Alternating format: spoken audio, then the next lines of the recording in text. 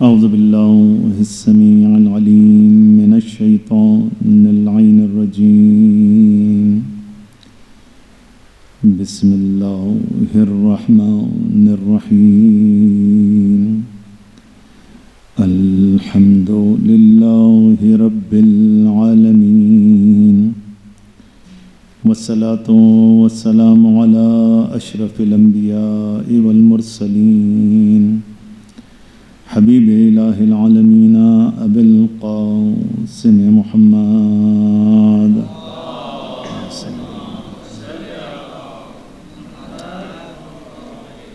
وعلى آل بیتہ الطیبین الطاہرین المعصومین المظلومین المنتجبین الذین اذهب اللہ عنہم الرجس وطہرہم تطہیرا.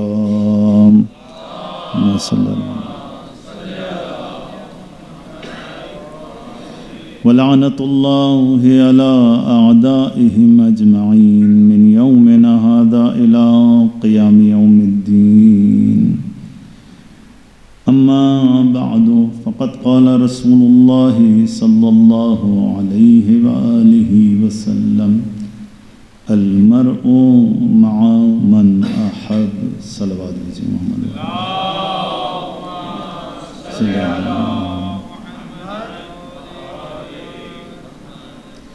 رب اشرح لي صدري ويسر لي أمري واحلل عقدة من لساني يفقهوا قولي. صلوات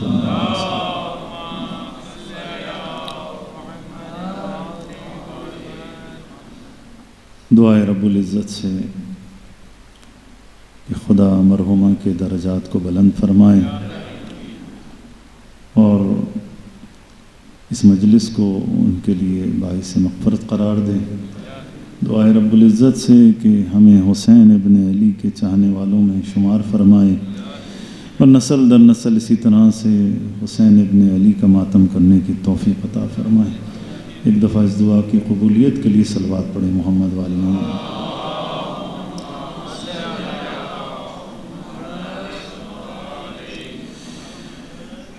عزیزان محترم، رسول خدا صلی اللہ علیہ وآلہ وسلم ارشاد فرما رہے ہیں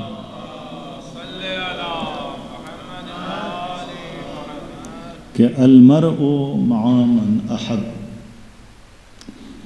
قبلہ مبلغی صاحب بہترین مبلغ ہیں خود، اور وہ پڑھتے تو بہت بہتر تھا مجلس، لیکن بہرحال جو ڈیوٹی ہے اسے ادا کرنی ہے.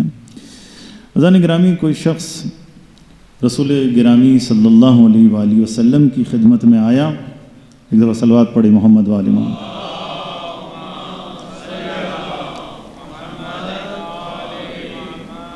اور حضور کی خدمت میں آ کر کہا کہ یا رسول اللہ، میں جب آپ کی خدمت میں ہوتا ہوں تو میں آپ کی زیارت کرتا ہوں، مجھے آپ سے عشق ہے، آپ سے محبت ہے، آپ کے بغیر میری زندگی ادھوری ہے. اور جب میں گھر جاتا ہوں تو میرے دل میں ہمیشہ آپ کی یاد رہتی ہے، میں آپ کی یاد میں تڑپتا ہوں. یا رسول اللہ، نہ کاروبار میں دل لگتا ہے، نہ گھر میں دل لگتا ہے، کہیں دل نہیں لگتا. میرا دل چاہتا ہے کہ دوڑ کے آپ کے پاس چلا آؤں. یا رسول اللہ، عجیب کیفیت ہے میری. اور آج میں یہ سوچ رہا تھا، میرے دل میں یہ خیال آیا کہ یا رسول اللہ، عالم قیامت جب ہوگا تو اس وقت میں آپ جنت میں اعلیٰ علیین میں ہوں گے اور میں نہ جانے کہاں ہوں گا. تو یا رسول اللہ، اس وقت میری یہ کیفیت ہے کہ میں آپ کے بغیر زندہ نہیں رہ سکتا. تو عالم قیامت میں اس جدائی کو کیسے برداشت کروں گا؟ اللہ اکبر. اس جدائی کو کیسے برداشت کروں گا؟ تو وہاں قرآن کی آیت نازل ہوئی عزیزان محترم کہ جو لوگ اللہ اور اس کے رسول کی اطاعت کرتے ہیں، اللہ انہیں نبیوں کے ساتھ، صدیقین کے ساتھ، شہداء کے ساتھ اور صالحین کے ساتھ محشور کرے گا. رسول گرامی صلی اللہ علیہ وآلہ وسلم نے اس شخص کو بلا کر اس آیت کی تلاوت کر کے بتایا کہ تم انشاءاللہ ہم لوگوں کے ساتھ ہوگے۔ صلوات پڑھے محمد وآل محمد پر۔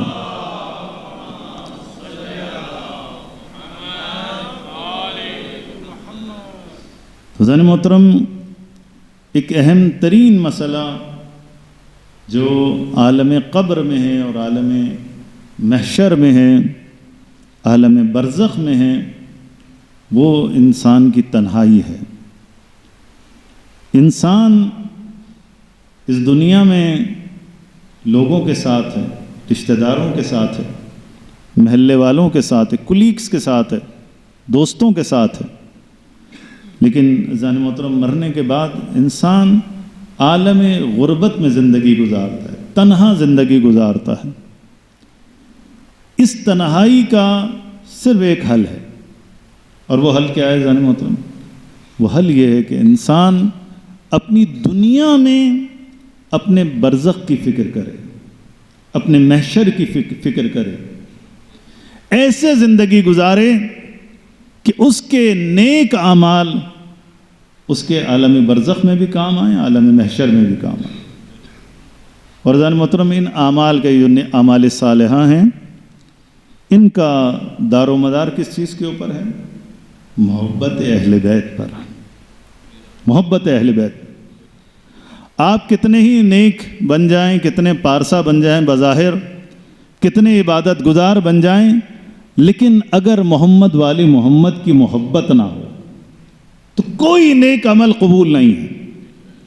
ایمان کی لازمی شرط مودت اہل بیت ہے، محبت اہل بیت ہے۔ اور عزیزان گرامی، شفاعت کا فلسفہ بھی یہی ہے۔ شفاعت یعنی ایک ہوتا ہے وتر اور ایک ہوتا ہے شفاعت۔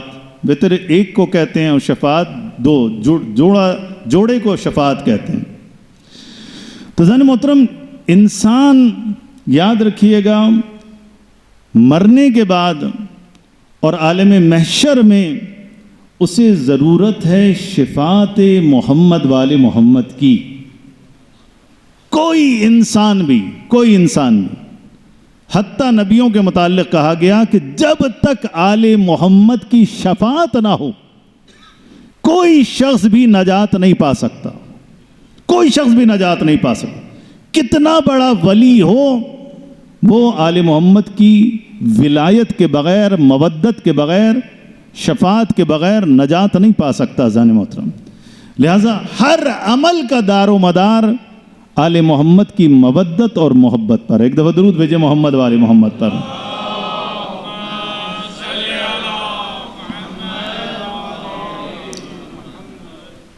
تو جان محترم، انسان اسی کے ساتھ محشور کیا جائے گا جس سے وہ محبت کرتا تھا۔ یہی شفاعت ہے۔ یعنی اگر آج آپ نے دنیا کے ساتھ زندگی گزاری، دنیاوی چیزوں سے محبت کی، وہی آپ کا ہم و غم تھا۔ مثلا کرسی، شہرت، وزارت اور سفارت، یہی آپ کا ہم و غم ہے۔ اقتدار، یہی آپ کا ہم و غم ہے۔ تو اللہ سبحانہ و تعالیٰ اسی اقتدار کو کسی بری صورت میں لا کر اسی کے ساتھ آپ کو محشور کرے گا۔ کوئی اپنے بنگلے سے محبت کرتا ہے، اس کا عشق ہی بنگلہ ہے، کوٹھی ہے، اللہ انہی پتھروں کے ساتھ اسے محشور کرے گا۔ کوئی شخص اپنی گاڑی سے محبت کرتا ہے، اسی عشق میں مبتلا ہے۔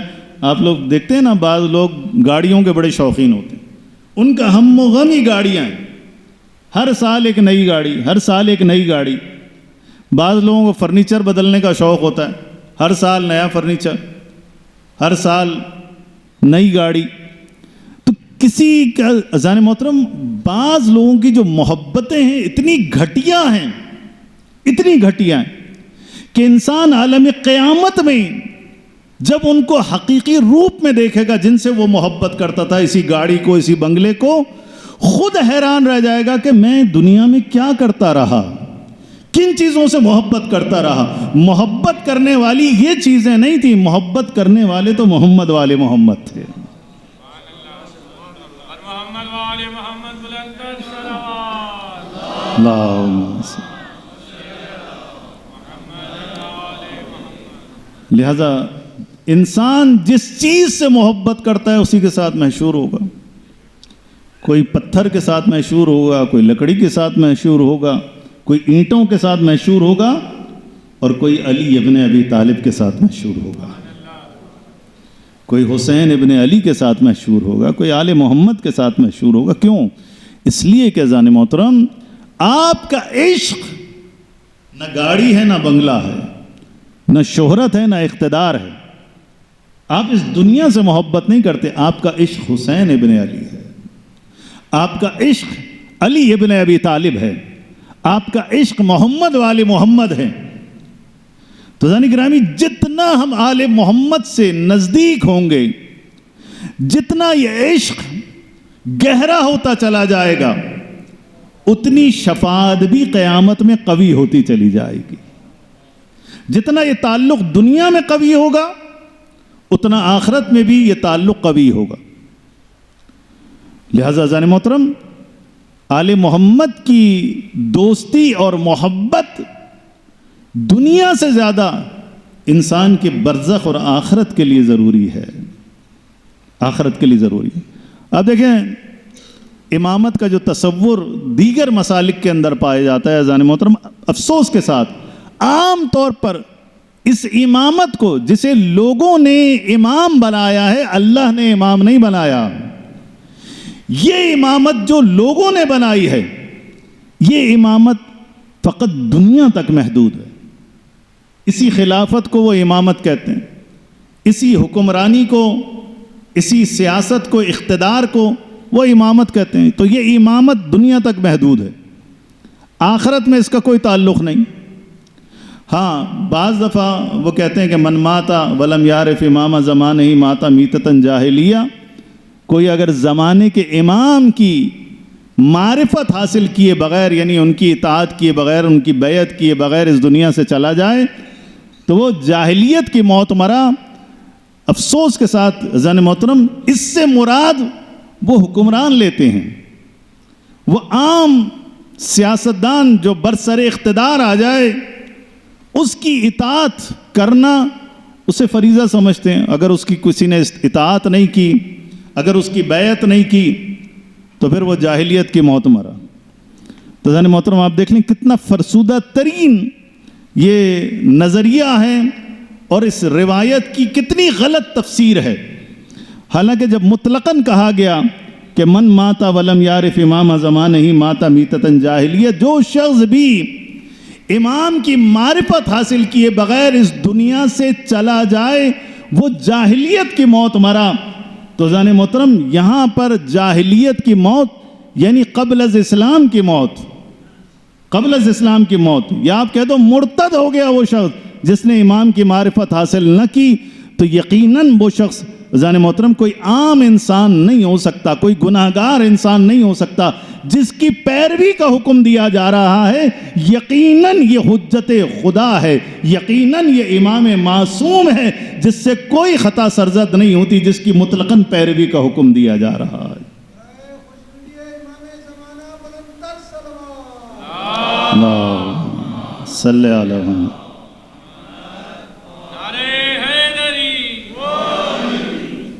تو عزیزان محترم انسان جتنا آل محمد علیہ السلام سے نزدیک ہوگا, افکار کے لحاظ سے, کردار کے لحاظ سے, اخلاق کے لحاظ سے, سیرت کے لحاظ سے, جتنا انسان آل محمد سے نزدیک ہوگا اتنی اس کی شفاعت مضبوط ہوگی, قوی ہوگی, اتنا اس کا بلند درجہ ہوگا آل محمد کے ساتھ.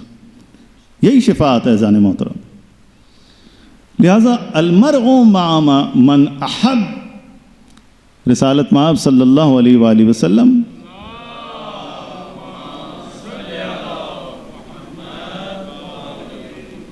تشریف فرما تھے اور کوئی بددعا آیا اور آ کر رسول خدا صلی اللہ علیہ وآلہ وسلم سے سوال کیا کہ متی قیام الساعہ.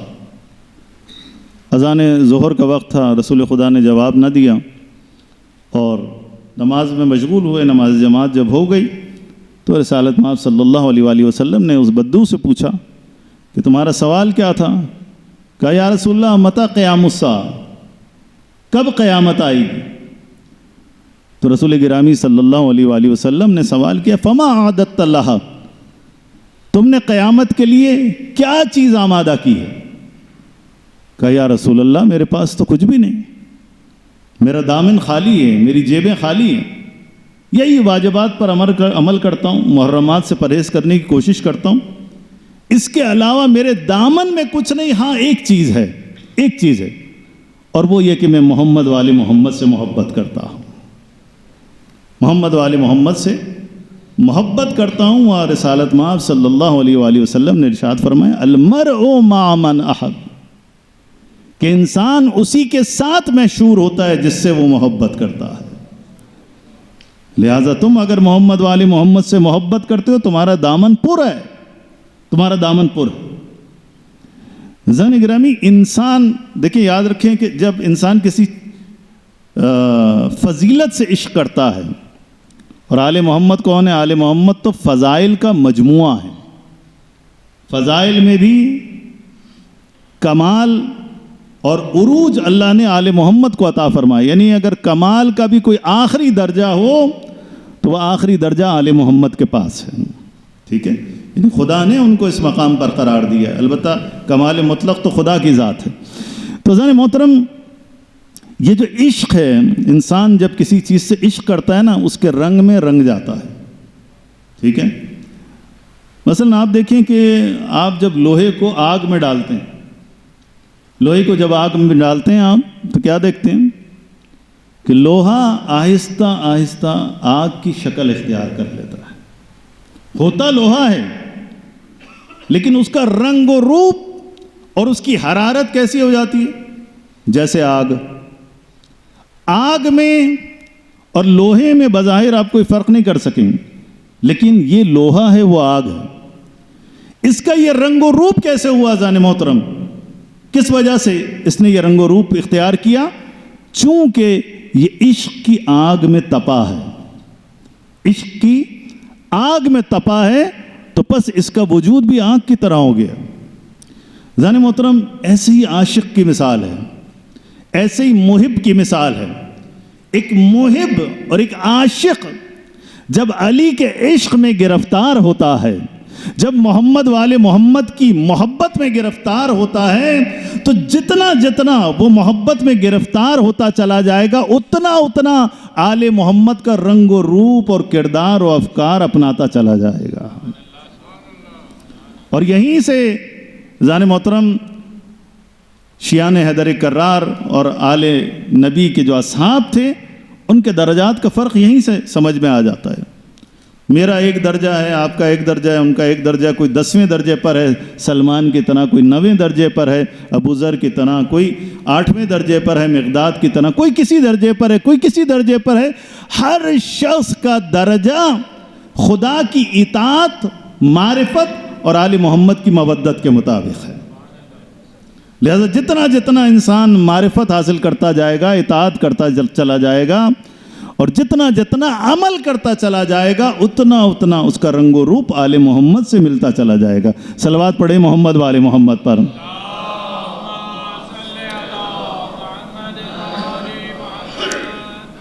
لہذا جتنی جتنی یہ مودت بڑھے گی، محبت بڑھے گی، عشق بڑھے گا، وہ رنگ و روپ آل محمد کا رنگ جب آپ کے اوپر چڑھتا چلا جائے گا تو ایسے کیسے ہو سکتا ہے کہ دنیا میں جس نے آل محمد کا رنگ و روپ اپنا لیا ہو اور رنگ و روپ اس کے اوپر چڑھ چکا ہو، کیسے ہو سکتا ہے کہ عالم برزخ میں وہ رنگ اتر جائے، عالم محشر میں وہ رنگ اتر جائے؟ وہ حقیقی رنگ ہے جو اترنے والا نہیں ہے ذہن محترم، اس کا اثر ظاہر ہو کے رہے گا، اور یہی شفاعت محمد والے محمد۔ صلوات بھیجے محمد والے محمد پر۔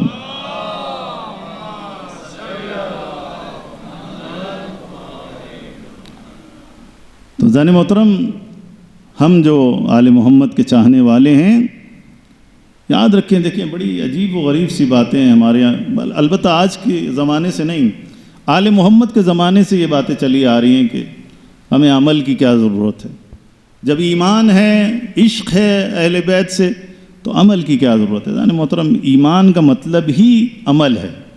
جو انسان ایمان رکھتا ہے وہ یقیناً جس کے پاس حقیقی ایمان ہے، جس کے پاس حقیقی ایمان ہے وہ ہو ہی نہیں سکتا کہ عامل نہ ہو۔ آپ دیکھیں کوئی بچہ جو ہے اپنے باپ سے روزانہ گئے میں آپ سے عشق کرتا ہوں، محبت کرتا ہوں، صبح شام دعوے کرے، باپ کہے بیٹا ایک گلاس پانی لا دو، وہ بہانے کرے، باپ کہے بیٹا صحیح طرح سے پڑھا کرو، وہ نہ پڑھے، باپ کے چھوٹے چھوٹے کام کہے کسی کام کو انجام نہ دے، پھر کہے بابا بڑی محبت ہے آپ سے۔ تو یہ کیسی محبت ہے جو اپنے بابا کی اطاعت پر نہیں اسے اکساتی، آمادہ نہیں کرتی اطاعت کے لیے، جو اپنے باپ کے احترام پر نہیں ابھارتی؟ یہ کیسی اذان محترم اطاعت ہے، یہ کیسی محبت ہے، یہ کیسا ایمان ہے؟ نہیں اذان محترم۔ اور اس کی زندہ مثال ہم اور آپ پڑھتے ہیں تاریخ کے اندر، خود ابو ذر، سلمان، مقداد، یہ کون لوگ تھے؟ یہ قمبر، یہ حضرت فضہ، یہ کون لوگ تھے اذان محترم؟ یہ سب بے عمل تھے؟ یہ سب بے عمل تھے؟ نہیں اذان محترم، یہ سب باعمل تھے۔ معرفت کا نتیجہ عمل ہے، ایمان کا نتیجہ عمل ہے۔ معرفت انسان کو عمل پر ابھارتی ہے، ایمان انسان کو عمل پر ابھارتا ہے۔ یہ کیسے ہو سکتا ہے کہ کربلا کے میدان میں حسین پہنچے اور کوفے میں بیٹھ کر ایک شیعہ کہے جناب بس حسین آپ سے محبت ہے، کربلا نہیں آ سکتے؟ ایک شخص کو علی میدان صفین میں بلائے اور وہ محبت کا دم بھرے مدینے میں بیٹھ کر، ذہن محترم یہ محبت نہیں ہے۔ محبت انسان کو میدان عمل میں لے کر آتی ہے، میدان جہاد میں لے کر آتی ہے، میدان شہادت میں لے کر آتی ہے، قربانیوں کے لیے آمادہ کرتی ہے، میثم تمار کی طرح، سلمان کی طرح، ابو ذر کی طرح۔ اب دیکھیں ذہن محترم، ابو ذر غفاری کیا عشق رکھتا تھا علی سے، جو مثالیں دی جاتی نا کہ وہ ملنگ تھے مولا علی علیہ السلام کے، آج کی اصطلاح کے مطابق جو ہمارے یہاں بولی جاتی ہے، ذہن محترم وہ ملنگ بے عمل نہیں تھے اگر اس اصطلاح کو استعمال کیا جائے۔ وہ کون تھے؟ وہ معرفت رکھنے والے تھے، وہ باعمل تھے۔ علی کی خاطر ابو ذر ربضہ کے میدان میں انہیں، صحرا میں انہیں جلا وطن کیا گیا، علی کی مودت میں، علی کی عشق میں، علی کی نصرت میں۔ یعنی ابو ذر فقط فضائل پڑھتے نہیں تھے، فضائل علی کی راہ میں ابو ذر جہاد کر رہے تھے، اور اس جہاد کی راہ میں ابو ذر کو 3 دفعہ جلا وطن کیا گیا، جلا وطن کیا گیا۔ ابو ذر مکتب علوی کا مظہر تھے، لوگ ابو ذر کو دیکھ کے علی کو پہچانتے تھے، لوگ سلمان کو دیکھ کے علی کو پہچانتے تھے، لوگ مقداد کو دیکھ کے علی کو پہچانتے تھے، لوگ عمار کو دیکھ کے علی کو پہچانتے تھے۔ تو ذہن محترم آپ روایات میں بھی دیکھ لیں کہ ہمارے شیعہ کون ہوتا ہے؟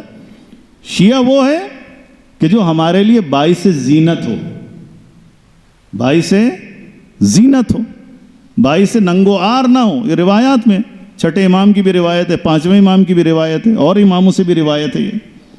لہٰذا شیعہ کون ہیں؟ جو آل محمد کے کردار کا اپنے درجے کے مطابق مظہر ہو۔ ظاہر ہے کہ ہم آل محمد کے مقام پر تو نہیں پہنچ سکتے، کوئی بھی نہیں پہنچ سکتا، وہ معصومین ہیں، لیکن دیکھ کے پتہ چلے کہ یہ شخص شیعان علی میں سے ہے، آل محمد کا چاہنے والا ہے، اس کا کردار ایسا ہے جس سے پتہ چلتا ہے کہ یہ مکتب محمد والے محمد سے تعلق رکھتا ہے۔ اور آج آپ دنیا میں مثال دیکھ سکتے ہیں ذہن محترم، سید حسن نصر اللہ شہید ایک ایسی شخصیت کہ دنیا دیکھ کر کہتی تھی کہ یہ علی والا ہے، یہ حسین ابن علی کا عزادار ہے۔ ذہن گرامی، کردار خود بولتا ہے، کردار بولتا ہے۔ اگر انسان صاحب کردار ہو جائے، ایک دفعہ درود بھیجے محمد والے محمد پر۔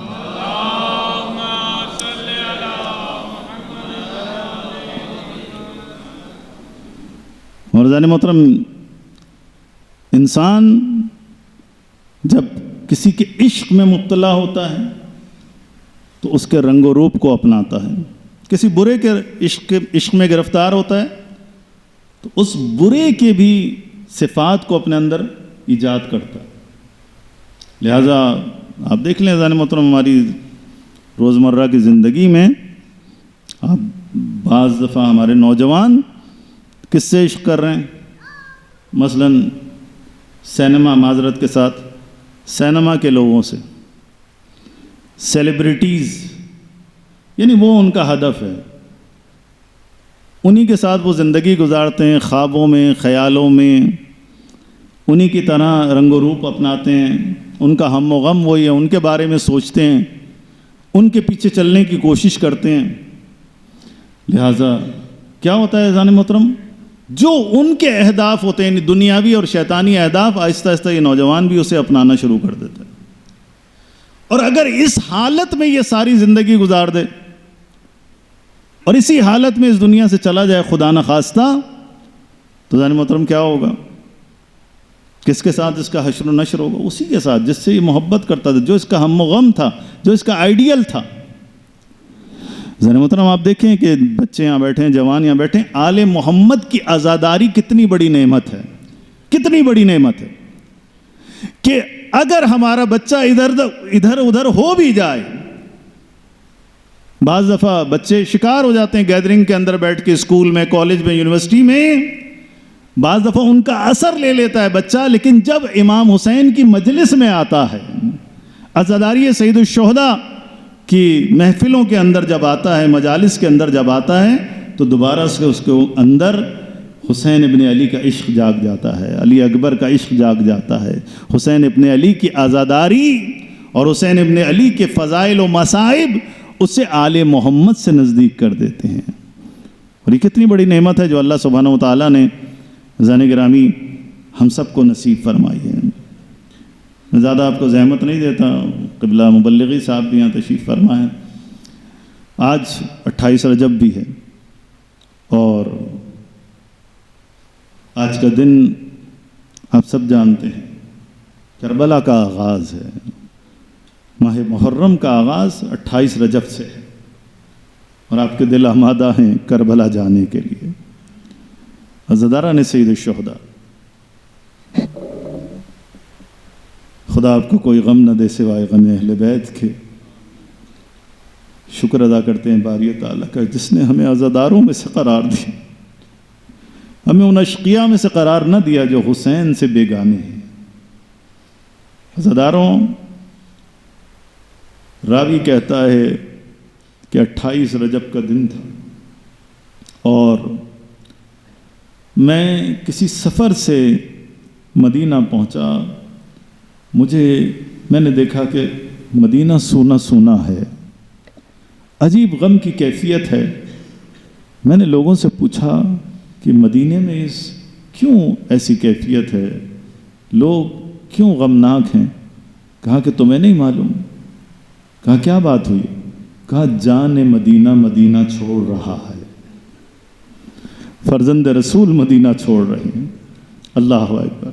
میں اس شخص کے ساتھ چلا، بیت الشرف پر پہنچا، حسین ابن علی کے گھر کے پاس جب پہنچا تو کہ عجیب منظر میں نے دیکھا، دور سے میں کھڑا ہو کر دیکھ رہا تھا کہ حسین ابن علی کرسی پر براجمان تھے اور ایک ایک کر کے بیبیاں ناقے پر سوار ہو رہی تھی۔ راوی کہتا ہے میں نے دیکھا کہ ایک جلیل القدر بی بی بیت الشرف سے باہر نکلتی ہے، ایک 13 سال کا بچہ آگے بڑھتا ہے، اس بی بی کو سوار کرواتا ہے۔ عزاداروں، راوی کہتا ہے کہ میں نے پوچھا کہ یہ کون بی بی ہے، یہ کون بچہ ہے کہ جو اپنی کسی مادر کو سوار کروا رہا ہے؟ کہا کہ یہ حسن ابن علی کا قاسم ہے کہ جو اپنی ماں ام فروا کو سوار کروا رہا ہے۔ عزاداروں، اس کے بعد کچھ اور بیویاں نکلی، پھر ایک اور بیوی نکلی، ایک 18 سال کا جوان آگے بڑھا۔ عزاداروں، اس بیوی کو سوار کروایا نا، پوچھنے والے نے پوچھا کہ کون جوان ہے جو اب کسی خاتون کو سوار کروا رہا ہے؟ کہا کہ یہ علی اکبر ہے جو اپنی ماں کو سوار کروا رہا ہے۔ عزاداروں، کیا شان ہے آج ان بیویوں کی، بس حسین کرسی پر تشریف فرما ہے۔ عزاداروں بس اتنے میں ایک جلیل القدر بیوی جو نکلی ہے نا، تو حسین کرسی سے کھڑے ہو گئے، علی اکبر بھی آگے بڑھے ہیں، عباس بھی آگے بڑھے ہیں۔ عزاداروں تمام معصومین نے ایک دفعہ اس بیوی کو سوار کروایا ہے، علی اکبر بھی سوار کروا رہے ہیں، عباس بھی سوار کروا رہے ہیں۔ پوچھنے والے نے پوچھا یہ کون جلیل القدر بیوی ہے کہ جس کے لیے حسین کھڑے ہو گئے ہیں؟ عزاداروں کہنے والے نے کہا لگتا یہ ہے علی کی بیٹی ہے، زینب کبریٰ ہے، جس کے احترام میں حسین کھڑے ہو گئے۔ عزاداروں میں ہاتھ جوڑ کے کہوں گا آپ سے، یہ 28 رجب کا دن ہے، لیکن سن 61 ہجری کی 11 محرم ہے کہ جب ایک دفعہ عمر سعد نے اعلان کیا بیویوں کو ناقوں پر سوار کروایا جائے۔